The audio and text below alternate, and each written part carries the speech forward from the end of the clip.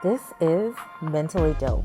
Join us, Charmaine and Jasmine, two Black licensed therapists, as we build a bridge between mental health and Black culture. Come on, it's gonna be dope. Welcome back. Hey. Guys, if you haven't noticed, our background has changed a little bit. We're trying to do some new stuff. If you clicked on this video, it's gonna be a good one. We're gonna get into it. We're gonna talk about what it even means to be emotionally mature. Yeah, I thought that's something that we hear so often now. People are like, they're emotionally immature. They're not emotionally mature. So we want to talk about it. Like, what does it mean? Yes, let's break it down. Let's make sure everybody's on the same page. Break it down so it can forever be broken. Yeah, whatever. Let's go. So, of course, this is Stay Mentally Dope. We're everything at the intersection of mental health and Black culture. So let's dive in. As always, I'm Charmaine. I'm This is Jasmine. Jasmine. We are two licensed Black therapists. We're talking about stuff. They be talking about stuff. That's it. So, what does this even mean? Or have you seen this, like the emotional maturity? Where have you seen this lately? I think that I've seen it a lot. Well, for one, I think I've seen this a lot, and I've talked about this, or we've talked about this before, where in our current culture of social media, we have a lot of social media therapists, which, no offense, because I mean, we're technically social media therapists, but we have some people. Well, we have therapists on social media, and then we have like mental health people that are on social media. So yes, that's there's a difference. That's what I was saying. So there are certain people who are giving out actual mental health information. There are certain people who are giving out what they think or believe, which sometimes can be helpful. Sometimes it can be harmful. It's like the whole idea that everyone's a narcissist, and I'm not quite sure that that's the thing that's going on, but whatever. That's a different video. But so on this, I think that we see a lot of just like pinning this tag on people of emotional immaturity or emotional maturity. I don't know about you, but I have a lot of clients who come in and they tell me about their partners or their people, and they're like, they're just like, not emotionally mature. And I'm like, this leads to a lot of questions because like, what does that mean? Exactly. What do you mean when you say that?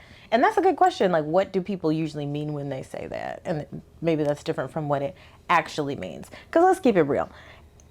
In mental health, though it is a science, it is a soft science, people put words to things. And just because they put words to things doesn't mean like it's canon and it's forever and like that's set in stone.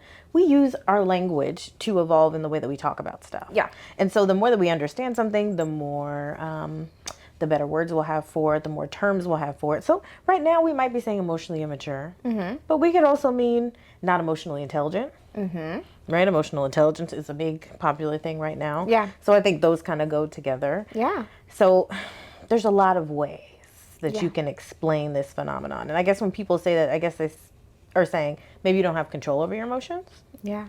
So yeah, I think that it's all of those. It's potentially to not have control of your emotions. It's to not have the emotional intelligence of understanding your emotions. It's the potential of not being able to regulate your emotions, and then also the ability to not always know how to handle your emotions. So I guess it's like the same thing. It's like regulating them, but like knowing how to regulate them, and then also like self-soothe, I guess, in a way. So like the whole idea of being immature in emotions or being mature in emotions. But I think that there is like different aspects to that. Yeah. And then kind of like the social part too of just, can you recognize other people's emotions? That one as well. Can you know enough to like listen and hear what people are saying and connect that with an emotion? Because those are a different skill. Yeah. We'll say. And I guess it stacks all together with maturity. So like maybe all of these things that we're saying go under the umbrella of emotional maturity. Yeah. Can you do this? Can you do that? Like they're different skills. And so you could be really good at one of these skills, But not and really not good at some other skills. Yeah. Yeah. I mean, like, testament. There are certain things that we list. I'm like, yeah, I can do those pretty well. And there are other ones. I think that sometimes too, and I'm curious about this. Do you feel like that emotional maturity can also depend on the person or on the situation? Because sometimes I feel like that I have situations where I can be more emotionally mature, And then around other people, I like my emotional maturity in certain ways just kind of like goes, like my responses are a little bit different, like on how I handle things, on how I regulate because of the person who I'm in with like, connection with at that time.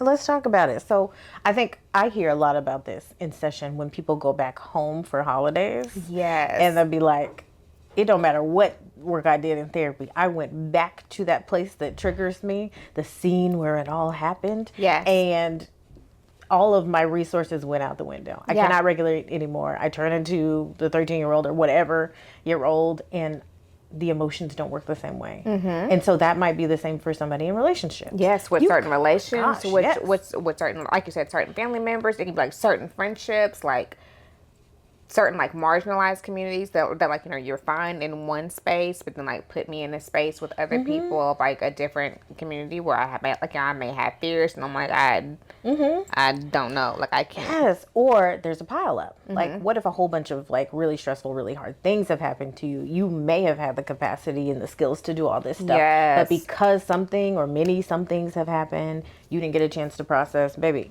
the top is blown off. Yes, we don't have it anymore. That's an interesting concept, because I feel like that's sometimes for myself, that I actually know the knowledge and I have the awareness. Ooh! But that does not mean that I am in this space where I am regulated enough to be able to implement it. So there are some people who may not have any knowledge, but there are also individuals that, like you said, I can know the knowledge, I can know how to handle it. But if things have like stacked up or packed up, and now I am like completely out of my window of tolerance for my emotional maturity, for my emotional regulation, now I can't, like, I'm not coping, I'm not like dealing, I'm not like, now I'm in the corner. This like, is a great point, right? So the different levels to emotional maturity is like, you can know. There's people saying a known sense is different than a felt sense.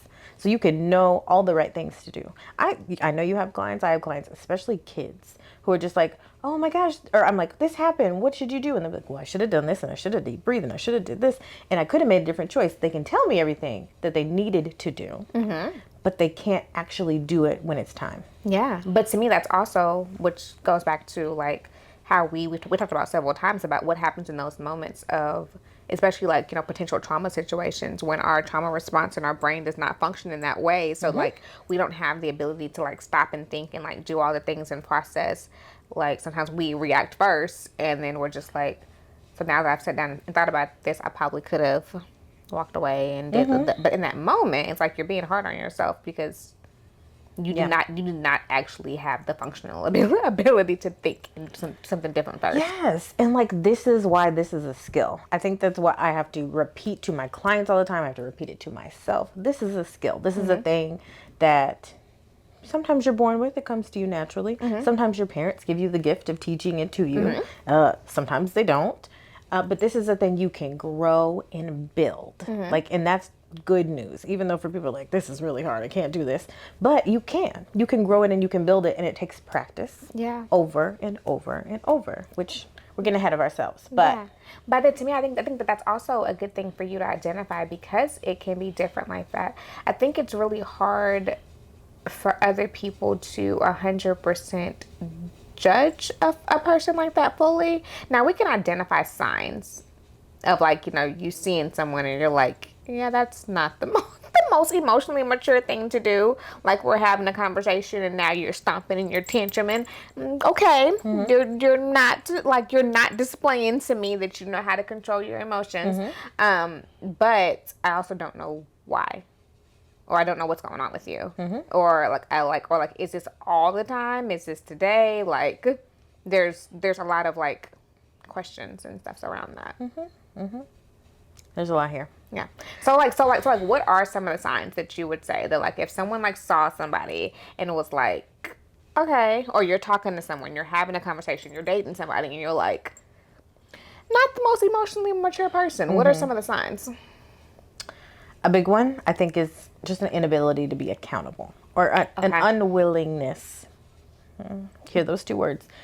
Inability or unwillingness. Some people are not able. They don't know how to do that skill. They need more practice with the skill. Some people are able. They don't want to. They're not going to. Take accountability, which means. But like you said, that there is the emotions behind that. Your unwillingness or your inability is also tied to an emotion. Always. Always. So there's something under that, always. But they're not willing to, like, if they've done something, say, hey, I've done this thing. Yes. Or apologize. I know that you guys have been around people like that before in life who get so, when you call them out about something, and I've had my moments too, when you call them out about something and they get like so, I mean, what? Okay, yeah, I'm sorry, dang. Like Well, that's you don't the have best to dwell on it. Yes. I mean, there you go, bringing it up again. Exactly. Because You're always throwing it in my face. it's so hard and so uncomfortable to be accountable for the fact that you did this, or it becomes the counterattack. Well, Jasmine, you did this. Well, I only did that because you did this. Right, defensive, right, and then blaming. I wouldn't have only did this, but like this thing happened to me. You just can't hold accountability for yourself. Or I was going through that. Like, why are you even holding me accountable for that? I was going through that, right? A lack of accountability, and that's an important skill, because how do you repair? Listen, we're using a lot of therapy words today, but like when you're in a relationship with someone, which is anybody, like not even just like romantic friendship, like your pastors, your banker, parents, your mama, parents and children, like children, all siblings, that. Like everybody. Romantic, right? We have a relationship, we have ruptures, right? Things that break us apart, that break us down, something that impacts trust. In order to repair again and get us back to where we were, you have to be able to be accountable. And so if you do not have the ability to be accountable and say, I did this, my bad, I sincerely hurt you, I want this to look different, then you're going to have a hard time in your relationships, any relationships, because they need repair in order to be healthy. Yeah. So either we're going to have a whole bunch of not actually repairing, just moving on without repair, which is going to be a problem, or we have a whole lot of just cutting off people and moving on to new relationships because you didn't want to do the work to actually repair. So, if you're looking around just to see some signs if somebody is emotionally mature, I think a lot of times it's good to look at their relationships, the relationships around them, and how that works, and how they deal with conflict, right? Yes. If you bring something up to them, and delivery is important, but in like a non-crazy rah way, and there's no point that they're able to take accountability for it, then maybe it's time to reconsider some things. Yeah. So, but also, I think that also you can point these things out. Like, once again, like you're not causing more conflict, but to point out to people, because like sometimes we don't always know. Like, I didn't always know certain things that I was doing, but for someone in a safe way to tell me, like, hey, Charmaine, do you realize that you do this? I mean, I kind of thought that maybe I was doing that, but I really didn't realize I was doing that. Like, if it's safe. But also, you brought up a good point of another sign of when we're in conflict. How do you regulate your emotions? Like certain people who come to you and they tell you a problem that they've had with you or something that you did to hurt them. And the first thing that they do is they get defensive. They start screaming. They're, well, what you not gonna do? We go up. Or and that's the same. It's a lack of account. Like, those things go together. If you can't regulate, you're probably going to have trouble with the accountability. Yeah. Or we see the opposite, where they go down. You completely shut down. End of the conversation. I'm not going to say anything. I'm just going to sit here, whatever you say. Oh, so you're telling me that I'm a terrible person, tell these things? Okay. Or, in the other way, they might shut down, or they might say, I always do, like, I can't do anything right. Like, they start beating themselves up. Yes. Or, like, a lot of people call it becoming the victim. I don't think that I like calling it that, but that kind of thing of just, I can't never do anything right. There's always something wrong with me, and going inward, because that also prevents them from being accountable, right? You shouldn't expect me to do this well. Yeah. You shouldn't even put that expectation on me. I can't do anything anyway. Yeah. Right? Like, that's kind of what's underneath that. But you can't repair if somebody's like, yeah, I did hurt you. If somebody is not able to say that, you can't repair. Because if they're just like, this is terrible, and then you're like, well, I don't want you to feel bad. Don't beat yourself up. I don't want you to do something crazy. I'm just telling you, you hurt me. But they can't receive it. But also to recognize the hard part about receiving it and knowing how to receive it. Because I deal with this a lot too with clients, especially in like relational situations where the person is telling the other person, you hurt me, and the other person does not know how to respond out of fear that they're now gonna hurt the other person. So I'd rather shut down out of the fear of also like not only being accountable but also holding you accountable. So I'd rather take it Right. out of the fear of the rejection or the potential abandonment that comes with me also saying, but you hurt me too. Yeah. And it's just a different side of the same coin. Yeah. Right? You still can't take up accountability.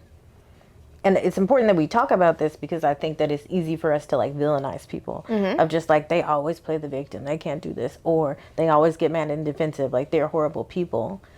But once we stop taking other people's behaviors personally and carrying them as our own, it's easier to see people for who they are. Yeah. I think that is a really, really big one to actually say, that when you're actually able to stop taking it personally, when you're able to come out of your own response and actually see that this other person is probably struggling in a certain way as well too, then you're able to actually have the conversation a little bit differently. And whether you should stay and continue to do that or not do that, that's a whole nother conversation. Right? We're just talking about the basic skills right now. Because for one too, I don't have to stay and deal with this situation for you. But I also need to recognize as to why I'm not doing it. Is it because you're unhealthy, or is it because I'm running and I don't want to be accountable? Or many other reasons. Yeah. Lots of other reasons. So, but again, that takes your own emotional maturity. You have to be able to, which is another indicator that somebody is able to be emotionally mature, is that they're able to self-reflect. They're able to sit by themselves, not literally sitting, but like go over their behavior and think about, man, how did that affect that person? Or how did whatever that person did affect me? How do I feel about that? Why does that bother me so much? Yeah. Why am I so stuck on this? Or why did I may have a big response to something so small? You know, Yeah. like being able to do that is a skill. What am I scared of? That's a good question. What am I trying to protect myself from?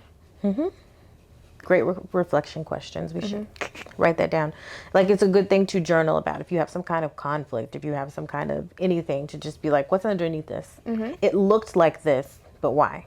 I think that also a big one too is that that's for you to notice about you. It's not saying that you can't share it, but also that accountability still goes into that too. So that's not something to be like, well, Jasmine, I just want you to know that whenever we do this, it reminds me of my parents. So that's the reason why I do it. And I'm going to keep doing it. No. And that triggers me, and we should just not talk about those kind of things. Yeah, that's not what this is for. Like, this is you being aware of your triggers, working through those triggers, and you being able to sit with it, not to actually use it as an excuse as to, like, this is why I am the way that I am, and, like, this is just it. Right? With explanation, excuse. An explanation tells you why. It's the backstory. The excuse is the lack of accountability. Yes. We can have one and not the other. But to me, the explanation also comes with change behavior. If you actually want to make a change, That's part of it.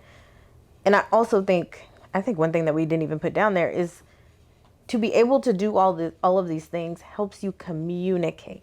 And that is a big way that you know that somebody is emotionally mature. But it's a reflection that they're doing all these other things underneath. Yeah. They are self-reflecting. They are regulating their emotions. They are taking accountability because they're communicating, right? So you could have somebody who's like, yeah, well, I have a lot of abuse in my background and I have a lot going on. And so that's why I act that way. But if you ask them, why did you do this? And they say, I don't know. I don't know. Because they don't want to look inward and see why.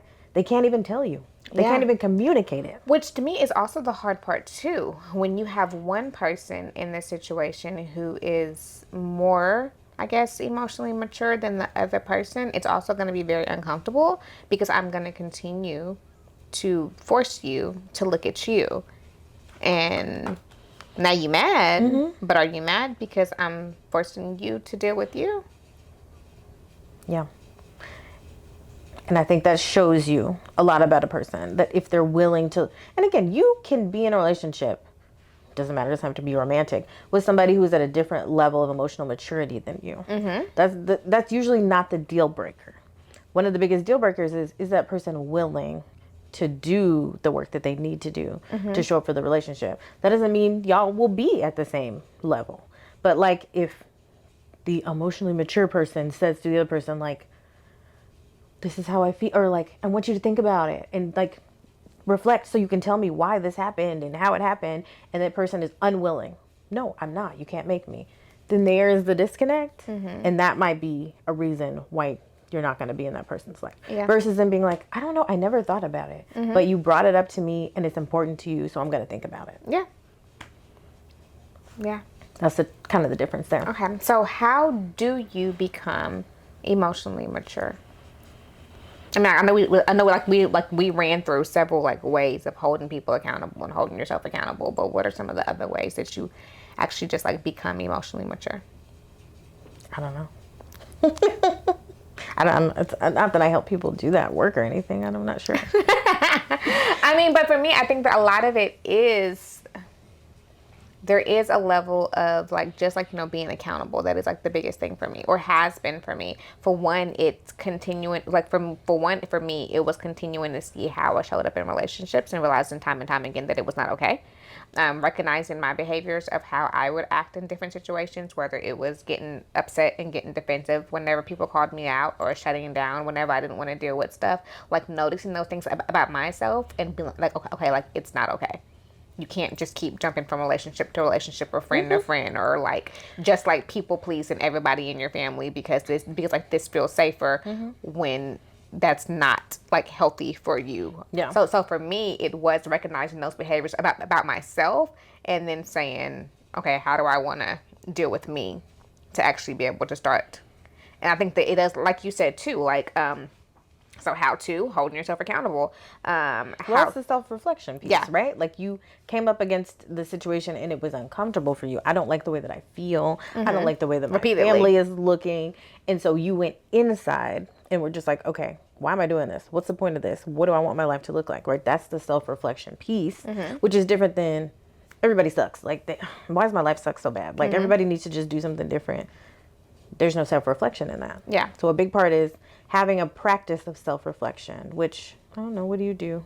Is there a practice that you have of self-reflection? So for me, it is sometimes if I have space. I know that we do not always have space in certain moments, but like creating intentional space for me to go back and reflect on situations after the fact. So if I had a conversation and I was not able to in the moment, I mean, if I am in the moment of like stopping and breathing and be like, hold on, give me a second before I respond to you, which like, so sometimes I'll do it in person, like, before I respond, give me 1 second and let me just like breathe. Okay, so like what part of me is coming out right now? Like, what am I fixing to say? Am I about to go completely, like, just like start like yelling and screaming? What's the point of that? What kind of goal am I trying to achieve? Asking myself a lot, what goal am I trying to achieve right now is a big one for me. Like, because what am I trying to do? Get them to shut up? Get them to, like, leave me alone? Like, am I trying to prove my point and let it be known? For what? Like, but how do you do it? Is this an internal thing? Yes. Are you journaling? Are you saying it out loud? For me, it's normally an internal thing. So, and are you just in bed? You just in bed, like having a conversation in your mind? Are you in the shower? But sometimes what I should have said. The shower time is definitely a big one. But sometimes if I'm in person with the person, I will pause for a second, like a quick like roundabout in my head. But yes, the shower time is a big one to like self-reflect in the shower. It's always the shower thought. So you just be like, you know what? I didn't think about that. Or I'm laying in bed at night and I'm just like, so this is what happened today. And what happened with me in that moment? Like, what was I thinking? Like, what was going on with me? Like, what did I want to take place? Like, were my goals met? And what was my goal? Okay, I like it. So it can look any way that it needs to look. It's not. It doesn't have to be one way. No. Therapists love a journal Yeah. prompt, but it doesn't have to be journaling. Because I think the journaling is great, but sometimes I do better with me in my head than I do writing things down. I think it's a little bit of like my ADHD thing too. My thoughts go faster than my hand. So I'm like trying to get stuff out, which sometimes is effective and other times I just need a little bit of time in the corner. Like I need like silence and I need solitude. And I need to just sit. I literally will get like, and the feet up. Yeah, my little like floor mat, my pillows. I just need to sit here and just think. Sometimes it's like, me like praying. Like, okay, so Lord, you know what just happened. Definitely conversations with God. You're like, did you see what they just did? Jesus? But I feel like that also, I think that holds me accountable because I can't lie to God. I mean, I can try. But like he's always like, you know what you was doing. Like, really, Charmaine? Like, Right. what was you really trying to do? And like, then pressing on your heart a little bit and be like, yeah. were you really mad about that? Did you really need to go off hard like that? Yeah. Was that necessary? Or like, why did you shut down? What are you scared? It was like, that was like, my thing a lot. That I would like shut down and be like, whatever. And like, okay, like, what were you scared of though? That they were gonna get mad and that they were gonna leave me and then like all these things. And he was like, okay, but who am I? Okay. And we doing new things now, so Okay, that's fine. What are we doing? Okay. So I think the way that I do it is a little bit similar too. I think I like to journal, like you said. It's sometimes depends. It's what kind of brain day it is. You know what I'm saying? If it's a good brain day, we're gonna journal. If it's a bad brain day, that's not the journaling. But I like journaling because it gets the part of your brain online that is connected to logic and reason, and so that kind of helps. But that also means some people just can't journal when they're like really emotional. It's just not gonna work. So for me, it's journaling, and sometimes I'm gonna send a voice memo. You know this, and so I'm gonna just say it out loud. And then just the action of me saying it out loud is enough to be like, oh, okay. That actually happens for me too. Like, yes, normally when I say things out loud, which can also be like a double-edged thing for me, because I'll say things out loud and then I'll almost forget about them. So then someone's just like, hey, like I can know what happened. I'm like, with what? That thing that you were mad about. What thing? Like, I forgot. I said it out loud. But then you've released it. Yeah, though. it's in the universe somewhere, baby. I don't know. If I don't say anything, it has to stay in me. But when I say it, I'll be like, oh, it's over. It's done. I've done it. But there has to be a level of accountability for that too. Because because I will call people and I will completely emotionally dump and I will yell about all the things. And now it's in the universe and I don't care about it anymore. And they're just like, so what are we doing what am about I going that? to do with all the information you just gave me? It's above me now. Yeah, exactly. It's above me. Literally. I have no idea. So that's also why it's a dance. Like, you gotta figure out like what works for you and works for other people, because like you have to be aware of how you are accountable for how you're dealing with other people, if that makes sense. Okay. Absolutely. So I will add to that mindfulness. Yes. In that this is why every therapist is always talking about mindfulness, is because it's not really about having like a mindfulness meditation practice. It's more that like mindfulness is connecting. So one way that you can be in connection with what's going on with you is like literally just notice what's happening in your body. Sometimes I have a physical response to things that I don't necessarily mentally know what's going on yet. Like something happens and I'm just like, my heart starts beating fast. Yes. I'm clenching my things. My neck gets all tense, or I'm and just like this pain will not go away and it's back again, and this is how I feel when I'm getting really frustrated about something. And so if I can remember that, put a pin in it, or if I have the time, do it right then and be like, all right, what's this about? What's up, Gina? What's going on? But that to me is a good thing for Gina? us. Okay. That thing to me is a good thing for us to recognize, because like we said earlier that emotional maturity, sometimes we don't always have words for things. Like I know that even as a therapist, I have a feeling wheel pillow in my office, but half the words on that feeling wheel I've never used before, or like, connected to me. So therefore, or especially when you're triggered, you can be like, that one. Yeah, I don't have the ability know, to do that. But what I do know is that my heart is racing, my neck is super tight, my hands are clenched. I recognize these physical things. So mindfulness is that part of you connecting, like, when this happens, I feel this. So like putting the two together and then learning how to separate the two as well. Yeah, it's the dance. Because one of the ways I was going to say that people kind of know that they're struggling with their emotions and regulating is what we call in the therapist world is incongruency, right? If you see somebody's body language has changed, but they're saying something different. The person is up, they're pacing around, they're moving on, and you're like, what's wrong? Like, I'm fine actually. And it's hard to know if they want you to know that or if they know what's going on or don't know what's going on and are just, I didn't say that right, but like they don't know what's going on and they just can't tell you, or they're trying to hide something from you. Like, it's two different things. Which is also hard, too, because that's also hard when you have to be the person that's like, okay, you're saying that you're fine, or you're saying that you agree with what it is that I'm saying, but your whole tone has changed, and you're like, yeah, whatever you said is fine. What? But some people truly don't know. They're Yeah. not aware of their Yes. body, and they're not even tuning. A lot of people are disconnected from their body. So they don't know that something has changed physically for them and that they're getting mad or they're getting frustrated, right? Until like maybe it explodes or they afterwards and they're like, I guess I really was more frustrated than I thought I was. Which is that is a skill that we need. We need to connect with our body because it tells us what's going on with us. Yeah. It's information. Yeah. So another how to too as well is active listening, which is a big one because that's a really, really hard skill set for a lot of people. Like even like, like a lot of us, it's hard to active listen. And by active listen, I mean listening without distraction. So listen, if we're having a conversation, what you're not going to do is be like on your phone or like thinking that you're watching TV because you're not active listening to me. And it's actually kind of rude because you are not giving me 100% of your attention. But you're also saying like attunement. You're not attuned Yeah, to you're me. not attuned to me. But also at the same time as well, you're not actively listening if you already have a full script and a full response in your head. So if while I'm talking, you're I'm over bad there. about this, Yes. So if while I'm talking, you're over there formulating responses.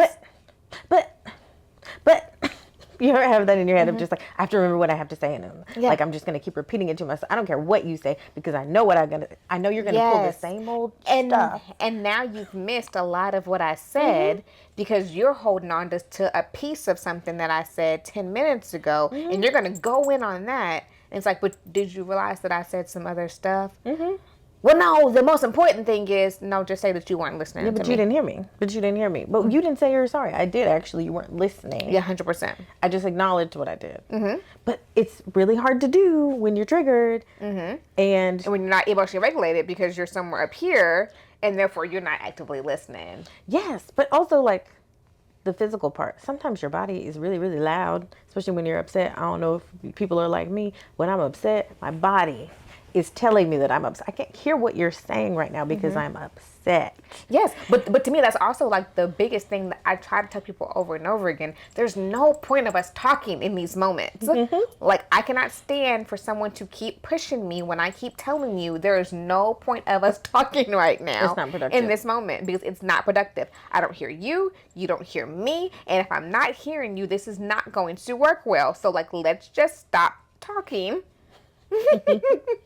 Well, let's everybody go down the ladder, right? Like we're going from 10 to 2, as I always say. If you're at a 10, we're not doing any talking.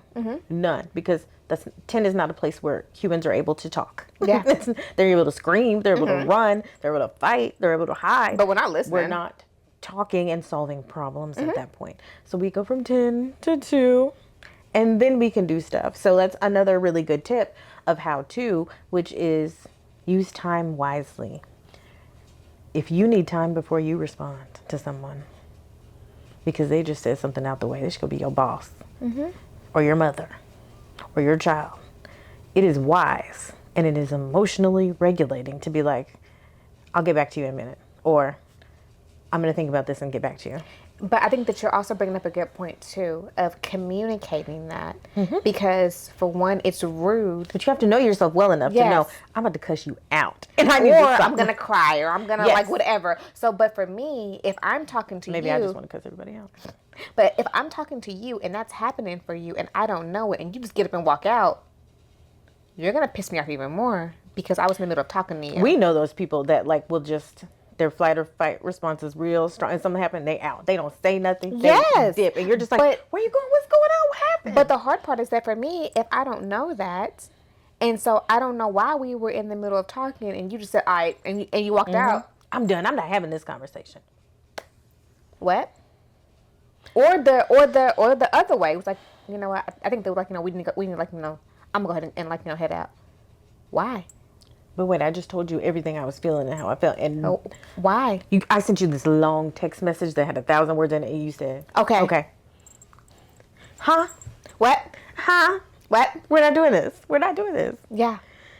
And you're not communicating, this is a lot. I need to chew on this, or I need some time, or I feel like it's going to be too much. Give me time before I respond back to you. No, you're not communicating. You're just... Yeah. Bart Simpson, when he like blends into the thing, he's gone. And we need the emotional maturity to get to the point where we can tell people what's Yes. going on with us. But to me, and I've said this before, it feels so different. For me, I think that one thing that I tell people too, emotionally maturity is not weakness. Because I say this all the time. Don't think that she's not in there. She's in there. Either But everybody has this. yes, either my fighter is in there or my crier is in there. 100%. Both of them are still What you mean there. they both together? What you talking about? Possibly. No, I'm telling you about me. The fighter they is both together. The fighter is holding the crier on her hip, and she wants it. She's ready to go off on you, but my emotional I'm swinging regulation. on you with the baby on my hip. What you talking about? My emotional regulation is like that's not going to be effective for what I need. But so to me, I think that like that's the hard part. That there are some people who struggle with emotional regulation or emotional maturity who thinks that if you're sitting there and you're being calm, that means that you're weak. No, she's still in there, but I also know better to know like what's going to work, what's going to be effective, and what's not going to be effective. That's part of it. That's part of it. You also have values about how you want to be and how you want to show up as a person. Yes. And I think that anchors a lot of people to how they behave. Of just like, some people have the mentality, which we talk about, you go low, I go to the ground, right? And maybe that's who they want to be. That's how they want to present themselves. For me, that's not one of my values of how I want to be. Because if I have to react to how everybody else is or is treating me, then I'm going to be up and down all day. Yeah. I want to be stable. I want to be even keel. But to me, even if that is how you want to be, that's also a sign of your emotional immaturity because you're doing that, protecting something else. But that's just me. I mean, I'm with you. I'm with you. I don't disagree. I just think, it's a hard thing to talk about. If people just be like, if people do me wrong, why would I not want to get back at them? Don't I deserve that? And I get that. I'm not saying those feelings are not valid. They very much are. But You bet me, I want to take somebody's head off But on that a regular action basis. could be a sign of you're not emotionally mature in that area. And not the desire to, I would say. Yes, but the exactly, action. exactly, or The not even action. being able to control that or put boundaries around that. Some people literally can't. They don't have that skill. They're not able to. Other people just need time to think it through and decide who they want to show up as. Yeah.